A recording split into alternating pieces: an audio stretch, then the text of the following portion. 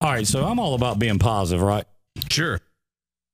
I mean, like, all about being positive. And that's what this thing's all about, is being positive. I like where it's going. And I'm going to continue to be positive. But if anybody out there has any affiliation with MediaCom,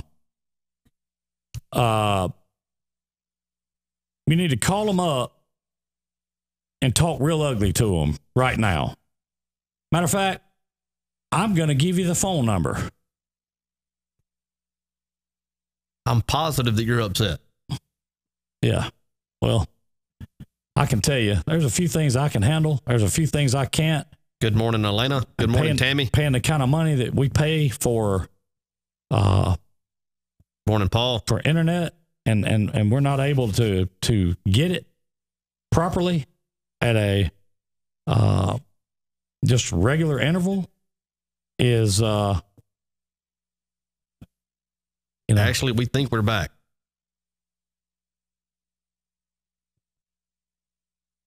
John Smith said he is positive that you have it fixed for now. Yeah, well, we're going to have some others complaining that maybe the volume's going in and out. Well, it may be. We're dealing with outside our control at this point, correct? Yeah, well. Good morning, Renita. It may be, but I can tell you what's fixing to not be. Renita almost ran over me about 2 weeks ago.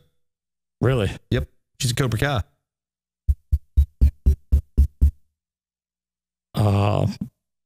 You just hold on just a second here. Good morning, Mitch. Good morning, Miss Lavinia.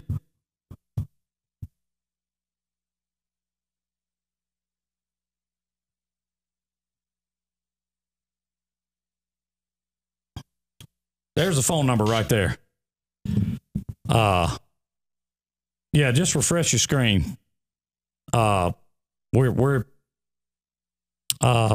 back up. Volume's back up. Everything's back up like it's supposed to be. Just refresh your screen and what have you.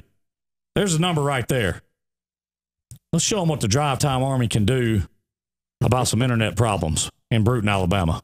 I missed the number. I guess I've already gone by. Yeah, well, it's there. 855-633-4226. There it is. If you have a MediaCom internet, you know, and I'm not against the local MediaCom guys. David Bush and those guys are great. Great. Let me say that again. Great. I take my hat off to David Bush. He gets put in the worst situations of anybody that there is. Okay. And I'm telling you, he is. But I will tell you right now, something needs to be done in our area about MediaCom internet. Hit the button. It'll make you feel better. Oh, kiddos.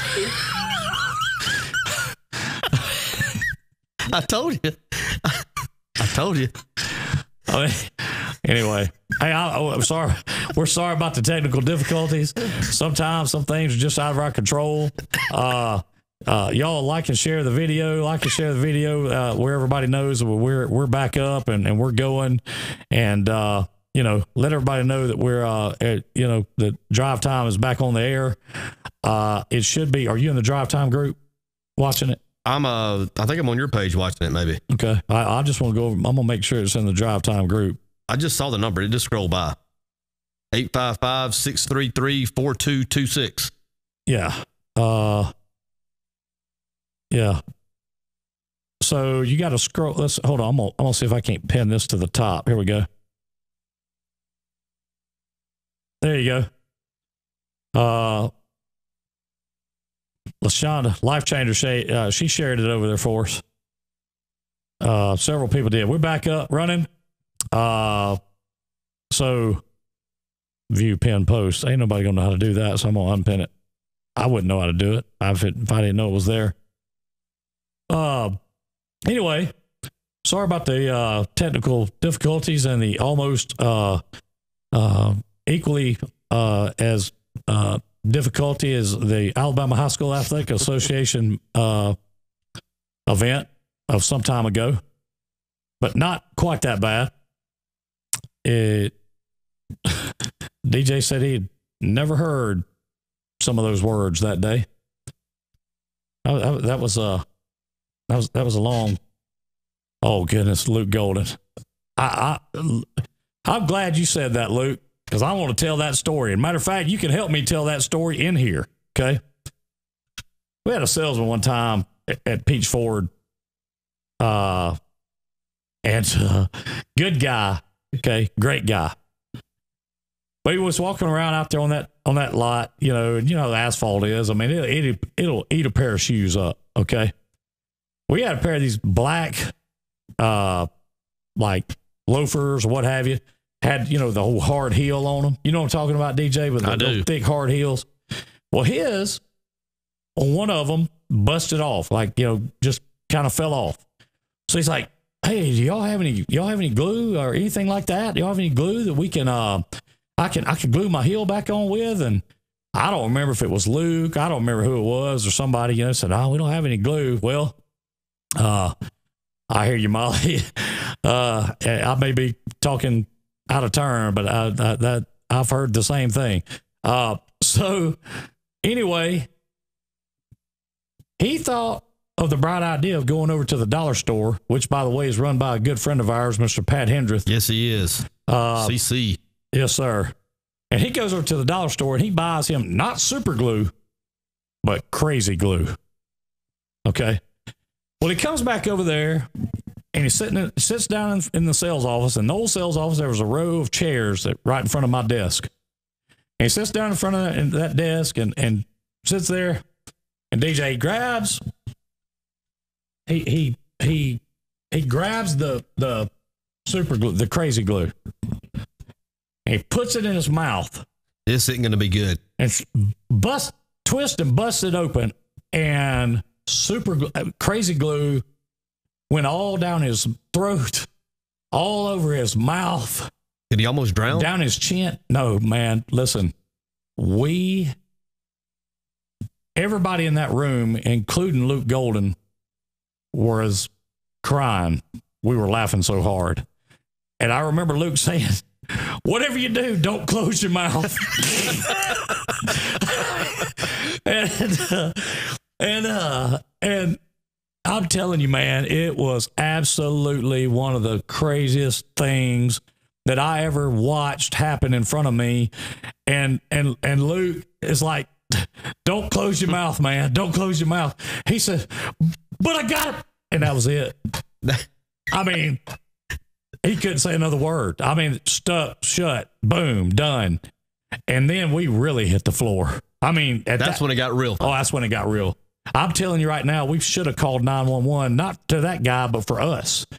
I mean, I thought we was going to have to I really thought I was having a heart attack. I was laughing so hard. How do you remedy that? Fingernail polish remover, I think. That happened, Luke. That's right. His fingers stuck together, his mouth shut up, and I don't know what happened to his tongue because we couldn't see it. Okay, but I'm sure it was stuck somewhere inside his mouth as well. He left and went to the emergency room. And you said this was Brian Gray? No. This no. I mean, I've seen Brian do some funny stuff down there, but I've never seen Brian do anything like that. Okay. But now that happened. I mean, and there's no doubt that happened. And I want to tell you something. That is one of the funniest things, not the funniest, but one of the funniest things I've ever seen happen. Yeah. Rip it off. Rip it off. That's what somebody kept hollering. Rip it off. Rip it. I mean, he had one of his hands stuck right here. And I mean, it was bad. You know how bad crazy glue is anyway. Oh, yeah. I mean, it was bad. Stuff sets up quick. I want to tell the funniest Peach Ford story of all time. I wish Hal Whitman was here. If Brian Gray is over there, happen to be watching, or Wally Booker, any of those old school guys, I want to tell the funniest story of all time. Tell it. We had a guy that worked at the detail shop, and let's just say that this particular day, I don't think he was drinking water or Gatorade during the day. Okay. It happens. And so sometime during the day, it kind of, we kind of got to be known and we figured it out. And so, of course, he was relieved of his duties at that point in time. That happens as well. And he didn't drive or get a ride to work every day. He rode a 10-speed to work. And for those of y'all that don't know what a 10-speed is, that's a bicycle to some of us. I had one. Older guys or people, older folks. Candy apple red. Yes. And so over the course of about, I don't know, 6 months, 8 months, a year, ever how long he'd been there, and I don't remember. Well, that's a good one too, Nicole. I will tell that one the next one. Another time. But he goes up there and he's mad, ticked off, telling everybody he's going to whip everybody's butt and all this kind of stuff. So obviously the police have been called. So he goes up there to the detail shop and goes to get on the bicycle. Well, he had a milk jug that he had been, they find pennies and stuff like that down when they pull carpets on vehicles and things like that. He'd been filling this milk jug up for a year or two, So he gets on his 10-speed. About that time, I remember that my truck was parked up there on the hill and I had something in it that he probably didn't need to get hold of if he was really that mad. So I take off running up there. Well, right about the time that I got by him, he's got a milk jug full of pennies. A milk jug. That. Yes. But the front of it is cut out about that much. Okay. Okay. Where he's throwing the pennies in it. Right about the time that I get by him running up there, he's driving the 10-speed and the jug's in the left hand. And he throws his right hand up, of course, gives us a gesture that you give with your right hand sometimes when you get a little ill, and tells us 2 kind words that mean bye. Yeah. And when he did, the handlebars did this. They turned a 90-degree turn. And he went over the top. Now, for people who don't know what a 10-speed is, the diameter of the tire is about, what, an inch? Maybe. Maybe an inch. Maybe. Okay. When he turned, he went over the top of that 10-speed, and a penny explosion happened up there on the detail shop hill. How long ago was this? Oh, it's been 15 years ago. Well, I found 2 pennies yesterday. Well, it may be from it. I mean, it may be from. Could it be? Okay. Listen, there was thousands of pennies. Thousands. Okay. But the worst part was, by the time that the cops got there, he was still laying on the ground, flat of his back, telling him he couldn't move. And he had a bottle of an adult beverage in his back pocket, and it had busted all over him when he hit that asphalt. Now, that's a shame. Well, no. Anyway, so when the cops got there, they get him, of course, they handcuff him, they put him in. And Earl Crook, I think Earl was there when this happened. Earl, if you remember this, I know you do. Anyway, the whole service department was standing outside watching this happen. After that, nobody was worth anything the rest of the day because all anybody could do was laugh.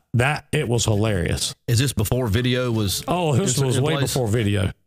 Way before video. Did y'all take him to the after hours clinic? No, we didn't. He went to the clinic called the county jail. That's where he went. Hot in a cot. Hot in a cot. And I've got another story, but I'm not going to tell it this morning because it probably doesn't need to be told. Anyway, we'll tell that another time. I want to talk about now. I've been running my mouth, so that was good. I want to talk another thing. You mentioned after hours clinic. How impressive was Greg Garrett the other morning? I've always known who Gray was. I've never been around her a whole lot, so I was. Neither have I. It was going to be, I thought it might be awkward, to be honest with you, being up here the way we cut up and not knowing how she would respond or whatnot. But she was great. She was fantastic. I like Gray Garrett. She's cool. I do too, and she's very good at what she does. We have been there twice, with our children for different things. And of course, I said it on the program the other day. Just amazing, in and out. Felt comfortable with how we were diagnosed. First round of medication, prescription in hand. It couldn't have gone any better for us. But no, Gray was cool. Hey, listen, Gray was cool. I enjoyed having her here. She needs to come back. I love. My wife said that she was deeply concerned that a woman of that aptitude, when she sat down in between, she held her own. Us, yeah, she held her own, because we tend to dumb the guests down. Okay. And I think me and you both be the first to say that. And absolutely, Gray was prepared. She was, she was ready. Gray's cool. But not only was she prepared, she threw out some one-liners that were pretty good. Yeah. You know, I thoroughly enjoyed that myself. So, Gray Garrett, enjoyed that a lot. Good time. That was a good time. At any rate, let's talk about the Dash Bash real quick. I want to go back to the Dash for Cash. Okay. Yeah, I want to go to the Dash for Cash for 1 second. Yep. Of course, we talked about how much fun it was. We've had several people make nice comments, and of course, the support we got from individuals and businesses was it was just amazing, for lack of a better word. But one of the things I think that also needs to be recognized is one thing to pledge money. You know, you can sit here and say, I'm going to do this, I'm going to do that. It's another to actually come up and pay it, back up what you said you were going to do. And the amount of money that we had come in from the amount of people that pledged that and how easy it was to collect it, I thought might have been the most impressive thing of all of it. Yeah. I think you made a deposit yesterday. I think the books are, for the most part, squared, maybe one or two small checks, but we've made contact that are coming in. But I can't say thank you enough to the people that made this what it was. Of course, you know, Ken with the clues and the logistics and the stress, everything that went along with it.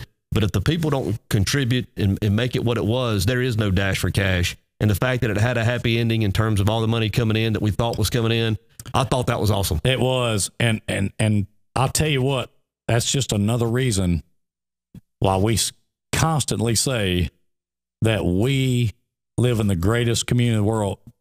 Miss Claire, we are tallying that up as we speak. Tonight, we're going to go through that. We were going to do it last night. I didn't get home till a little later. And, of course, we, had just family duties to do and didn't get to it. But hopefully tomorrow we will announce that for each one of the charities that we were able to do that. And of course, get them the money. Understand when you have PayPal and things like that come in, there's transfers involved and all this kind of stuff. So, certainly we're going to announce those totals and we're going to get them the donations they so rightly deserve and need. And we want to we will make sure that we do that. It's just been, I'll tell you that the Dash for Cash was a great event. I'm glad we did it. We're going to do it again. But let's talk real quick because we got to get out of here. Let's talk real quick about the Dash Bash. Okay.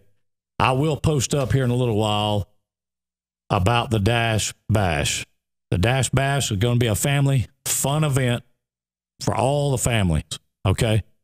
Whether you are a donor, whether you are a hunter, whatever the case may be, you will be able to come in, come out, enjoy fellowshipping, meeting people that you may not have met during the Dash for Cash. Good food. I think the good folks, Chef Adam Manasco and of course Larry Murphy have stepped up and said they were going to help out with the food, and that's going to be a tremendous thing. And we're going to have some music. We're going to have some LA Party Rentals has stepped up and said they're going to have the bouncy house things out there with water. They just need to make sure we had plenty of power and water, and so we're taking that into consideration as far as the locations go.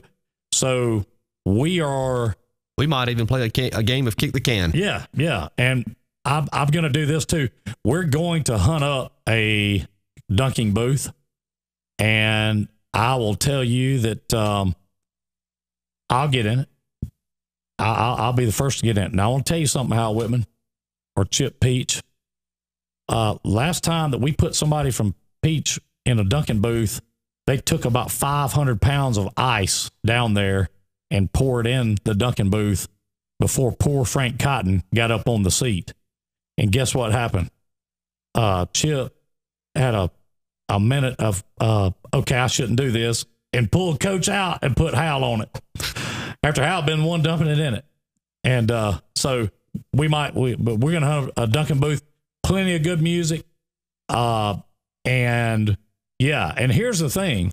What we may do is we may have, that's a great idea, Summer.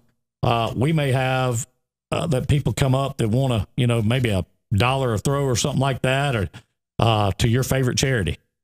And, you know, Daniel, you're on my team, Daniel. Are you pledging to get in the Dunkin' booth? I am not, but I'll put Tony in. I'll volunteer Tony. Okay, well, I'm volunteering you. I mean, if I can get in it, you can get in it. Okay. Can I go first? Sure. I don't care. Oh, you got a thing with dirty water? No. I got a thing with pee in the water. Oh, okay. I'll go first. Okay. Well, I'll tell you what, we're going to let you bring up the rear. You should have never told me that. Yeah. Yeah. We're going to get into that. So look here. I want to tell you what, we're going to post it up later on. Hey, any ideas that you guys have that y'all want to talk about, locations, dates, places, events going on during that day, hey, start putting them out there. We're going to put a post up with it, put them out there. Cakewalk. Yes. A cakewalk. Yes. That would be awesome. Yes, it would. That would be awesome. That's old school North Bruton school right there, man. Cakewalk in, book it. Yes. That is, yeah, we need to do that. We need to do that. So DJ, Okie dokie.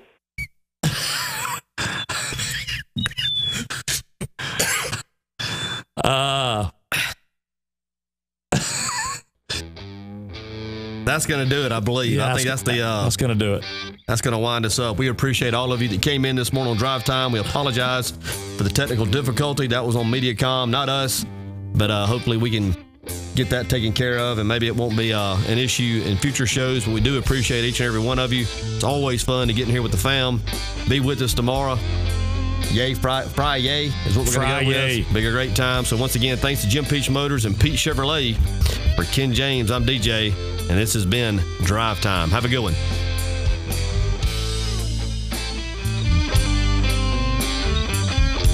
Thank you for tuning in to Drive Time, live from the Peach Pit in historic Bruton, Alabama. Remember to tune in every Monday through Friday at 8 a.m.-ish. Remember to like and share the Drive Time videos, as the more you like and share, the more chances you have to win.